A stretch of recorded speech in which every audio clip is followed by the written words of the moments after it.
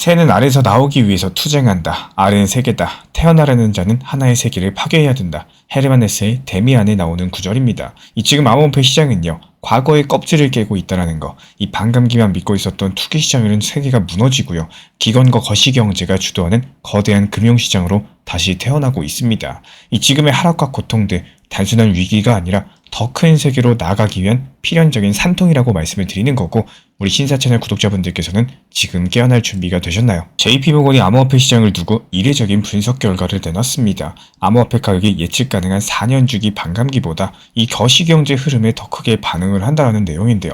여기서 중요한 점은 이런 변화들이 리플 XRP한테 상당히 중대한 영향을 미칠 수 있다는 사실입니다. 그리고 비트코인이 이번 달 약 17% 정도 급락했죠. 지난 6년 만에 최악의 11월을 보냈다는 건데, 말 그대로 이번 하락장 자체가 이 11월 달의 역사적인 폭락장이었다는 거예요. 그런데도 일각에서는 이런 하락이 오히려 내년 상승장을 준비할 수 있는 이 건강한 조정이라는 해석을 내놓고 있습니다. 말 그대로 지난 11월 달 이 아픔들이 오히려 더 큰 도약을 위한 준비 운동이라는 의미겠습니다. 과거의 암호화폐 시장은 4년마다 찾아오는 비트코인 반감기를 일종의 경기 사이클처럼 여겨왔습니다. 이 반감기로 채굴 보상이 줄어들면요, 희소성이 높아질 것이다라는 기대감에 가격이 폭등했고, 그 이후에는 거품이 꺼지는 것처럼 하락하는 이런 패턴들이 반복되어 왔습니다. 이 많은 분들께서 이런 주기를 공식처럼 인식하시면서 이 투자 전략의 기준으로 삼으셨는데, 과거 시장의 자금 흐름도 역시 지금과는 사뭇 달랐다라는 거. 크립토 프로젝트들은 벤처 캐피탈로부터 거액을 투자받아서 시작을 했고, 일반 투자자들은 가격이 한창 오른 뒤에야 뒤늦게 시장에 뛰어드는 경우가 상당히 많았습니다.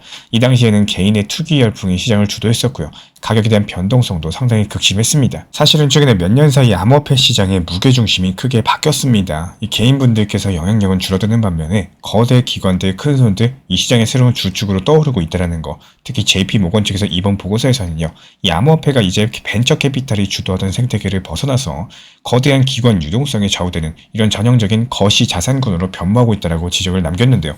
그리고 여기서 중요한 점은 이런 변화들이 시장의 안정성과 향후 방향성에 상당한 영향을 준다는 겁니다. 이전에는 새로운 자금이 들어올 때마다 이 과열과 급락을 반복했었지만, 이제부터 기관 자금이 버팀목이 되면서 비교적 안정적인 유동성 공급이 가능해졌습니다. 그리고 이런 변화들로 인해서 가격 자체가 이전보다 장기적인 관점에서 이렇게 형성될 수 있는 토대가 마련되고 있습니다. 하지만 여기서 JP모건 암호화폐 시장이 여전히 구조적으로 비효율적이고 유동성 분포도 고르지 않다라는 평가를 남기고 있습니다. 이런 것들이 시장 곳곳에 이 비정상적인 가격 괴리가 존재하면서 일부 자산은 거래량이 적어가지고 급격한 가격 변동에 노출되어 있다는 뜻인데요. 이런 환경에서 큰 변동성이 나타나기도 하겠지만요, 역설적으로 봤을 때 통찰력 있는 투자자한테는 특별한 기회가 생기기도 한다는 거.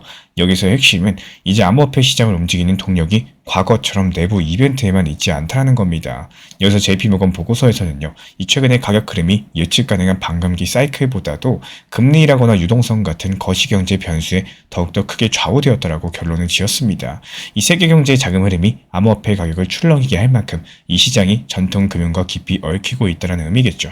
실제로 이번 11월 비트코인 가격이 급락한 배경에도 이런 거시경제 요인들이 자리한 것으로 보여지고 있습니다. 이 글로벌 유동성이 위축되면서 투자 심리가 얼어붙었었고, 암호화폐 시장도 함께 타격을 받았어요. 이 과거 같았으면 반감기가 다가오는데 왜 떨어지나 이런 의문이 나올 법하겠지만요, 이제는 거시 환경 악화가 곧바로 가격 하락으로 이어진다는 현실을 보여준 셈입니다. 이 사실은 JP모건 같은 월가의 대형은행들이 암호화폐를 이런 시각으로 분석하기 시작했다는 사실 자체가 시장 변화의 방증이겠죠. 불과 몇 년 전까지만 해도 비트코인을 비롯한 암호화폐 자산은 회의적이었었는데, 이제부터 직접 보고서를 통해서 가격 전망과 시장 구조를 논하고 있습니다. 그렇다면 이런 흐름들이 만들어내는 결과는 암호화폐가 점점 제도권 금융의 일부로 편입되고 있다는 현실입니다. 커다란 자금을 쥔 기관 투자자들 측에서 시장에 맥을 쥐고 있다는 거. 이들이 거시경제 상황을 살피면서 막대한 자금을 언제 투입하고 언제 회수할지 정교하게 조율하고 있습니다. 과거에는 개인 투기 자금이 시장을 출렁이게 했었다면요, 이제는 이들 큰손의 전략들이 이 가격 추세를 결정하는 핵심 요인으로 떠올랐고요. JP모건이 비트코인의 중장기 가격으로 24만 달러까지 전망했다는 점은 상당히 의미심장하겠죠. 우리 돈으로 따져봤을 때 1비트코인당 수억 원에 달하는 엄청난 가격입니다. 이 과거에는 상상하기 힘들었던 수치겠지만, 이게 기관의 시각에서 봤을 때 암호화폐를 여러 해에 걸쳐가지고 성장할 자산으로 보고 있다는 방증인 거고, 그렇다면 여기서 중요한 점, 이런 중장기적인 관점이 XRP 같은 이런 주요 알트코인에도 적용될 수 있다는 겁니다. 그리고 리플 XRP는 특히 이런 변화들 속에서 주목받고 있는 자산이죠. 이 국제송금 네트워크에서 활용되는 실용성, 그리고 최근 규제 불확실성 해소로 인한 제도권 진입 가능성까지도 여러 가지 측면에서 입지가 강화되고 있는 상황인데, 이 과거의 XRP 같은 경우는 미국 증권당국과의 법적 분쟁으로 어려움을 겪은 적이 있었습니다. 하지만 이제 이런 긴 싸움에 마침표를 찍으면서 시장의 신뢰를 어느 정도 회복을 했고요. 이 전환점 이후에 기관 투자가들이 XRP를 다시 보기 시작을 했고, 향후의 상승장에서 XRP가 수혜를 볼 것이다, 이런 기대감까지도 커지고 있습니다. 이번 11월 이 가격 조정 자체가 이런 맥락에서 볼 필요가 있겠고요. 이 지나친 레버리지 투자랑 부실한 프로젝트들이 이번 하락 국면에서 자연스럽게 정리가 되면서 오히려 건전한 시장으로 재편되는 계기가 마련되고 있다는 거. 현재 시장에서는 이런 정화 과정을 통해서 내년을 앞둔 암호화폐 시장이 더 단단해졌다라고 평가를 합니다. 장기 보유자들이 다시 진입할 기회를 얻었고 시장 체력이 개선됐다라는 분석입니다. 기술적인 분석 지표를 살펴보면 향후 방향성에 대한 단서도 보입니다. 이 비트코인이 이달의 중요한 가격선 위에서 안착하면서 월간 마감을 한다면은 추가적인 하락 위험성이 크게 줄어들 것이라는 전망이 나왔고, 만약에 심리적인 저항선으로 여겨지는 이 10만 달러를 넘어가지고 마감하게 된다면은 이 강력한 상승 전환 신호로서 해석이 될 수가 있겠습니다. 이런 시나리오에서 비트코인이 상승 전환 신호를 보여주면요, 주요 알트코인들도 가만히 있지가 않을 거고요. 탄탄한 펀더멘털을 갖춘 리플 XRP 같은 경우는 이 상승장의 흐름에 맞춰서 더욱더 가파른 상승 탄력을 받을 수도 있겠죠. 특히나 시장 전체의 바닥 탈출과 반전을 감지한 대형 투자자들 측에서 XRP 같은 핵심 알트코인에 대한 비중을 높이기 시작한다. 그러면 그 영향은 XRP 가격의 재평가로 이어질 수가 있겠습니다. 그리고 JP모건의 이번 분석이 암호화폐 판도 변화의 신호탄이라고 할 수가 있겠습니다. 거시경제의 파고 속에서 살아남은 암호화폐들 같은 경우는 이제 새로운 도약을 준비하고 있어요. 이 리플 XRP도 역시 이 거대한 흐름의 한복판에서 그 가치를 인정받을 준비를 마쳤고, JP모건의 한마디는 XRP 투자자한테 일종의 긴급적인 메시지와도 같습니다. 암호화폐 시장의 판도가 바뀌었고요. XRP가 그 변화의 중심에 서 있다는 점을 시사하기 때문입니다. 리플을 바라볼 때 가장 위험한 습관이 하나 있는데요. 그게 바로 내가 매수한 평균 단가를 시장의 기준점으로 삼는 겁니다. 이게 왜 위험하냐? 이 시장은 내 평균 단가에 관심이 없고 전혀 신경도 쓰지 않고 있는데 나는 그 단가에 묶여서 시장을 왜곡된 시선으로 보게 되기 때문인데요. 결국에 단기 저점이 내려와도 아직 내 평단보다 한참 아래니까 이러면서 활용을 못하고요. 단기 고점이 올라와도 내 평단까지는 아직 멀었으니까 이런 이유로서 현실적인 익절 타점을 죄다 놓치게 되는 이런 패턴으로 이어지게 된다는 거.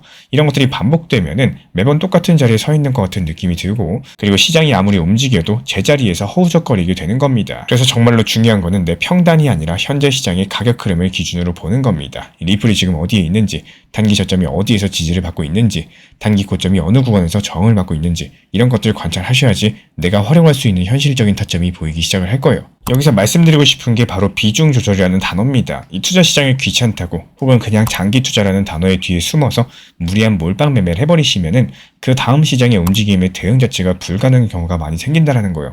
내 평균 단가를 스스로 관리를 못하시면요, 결국에 하락장이 찾아왔을 때도 탓을 하면 안 되는 게 사실입니다. 제가 안내드리는 정보 커뮤니티에서도 이 비중에 대해서 중요하게 안내드리는 이유이기도 하고, 비중 조절 자체가 생각보다 정말 중요하기 때문에 이 활용을 어떻게 하느냐에 따라서 정말로 큰 도움이 되는 요소고요. 정보방 필요로 하신 분들께서 입장하시면은 이 비중에 대한 내용도 같이 안내드리면서 참고하시면 도움이 되실 겁니다. 결국에 시장은 내 단가를 기준으로 움직이지 않습니다. 이 시장의 흐름들, 분위기, 패턴 분위기, 이 온도에 맞춰가지고 저점을 어떻게 활용할지, 고점을 어떻게 익절을 할지, 이런 것들을 보는 게 살아남는 매매의 기본이자 원칙 매매의 핵심이에요. 내 단가는 참고사항일 뿐인 거고, 이 실제 매매는 시장 기준으로 움직이셔야 된다. 반드시 기억해 주시기 바랍니다. 실시간 변동 구간은 정말 몇 시간 안에 진행하는 경우가 정말 많습니다. 거래 수급이 갑자기 움직이거나 거래소 물량이 물리는 순간 이 뉴스보다 빠르고 차트보다 먼저 반응하기 때문에 이걸 제때 보지 못하면 좋은 자리 놓쳐버리실 거고요. 반대로 위험 신호도 제대로 캐치하지 못해서 손실이 커지기가 쉽습니다. 그래서 제가 확인하는 거래 수급 변화랑 핵심 가격대를 실시간 흐름 중심으로서 따로 정리해서 보내드리고 있기 때문에 필요로 하신 분들은 현재 보이는 번호로 문자 신청 주세요. 큰 도움이 되실 겁니다. 이 급하게 대응하기 위한 게 아니라요, 미리 기준을 잡아두기 위한 안전장치라고 생각하시면 됩니다.